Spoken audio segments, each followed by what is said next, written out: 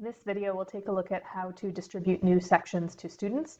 So originally when setting up the notebook, I said that I only send out one section to students in that original setup, the introduction and review. And then when we're ready for Unit 1 and any additional sections, I will send those out then. Right now, I didn't send any sections into my student notebooks because I wanted to show here how to do that. So I'm going to click on Distribute New Section and title that over here. So because they don't have sections in there yet, this is just being a bit finicky to make sure that I'm on a page for this to work.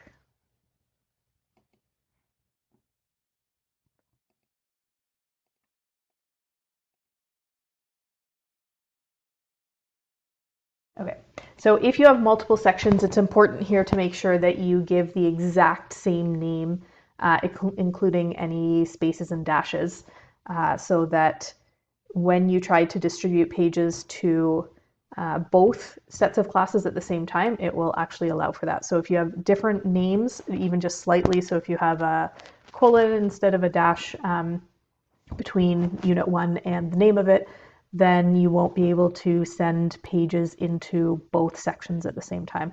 So it's important if you have multiple sections and you want to do that, that you get the names the exact same.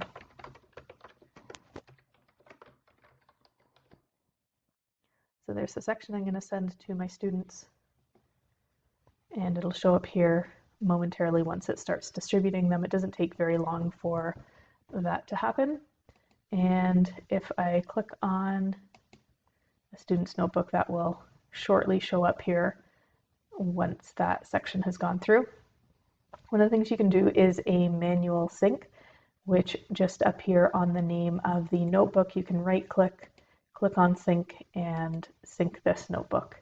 And there we go. Now I can see that that section is showing up. In a few moments that will turn into a different color, so this is just at the beginning. So now I can see that each student has that section in their notebook.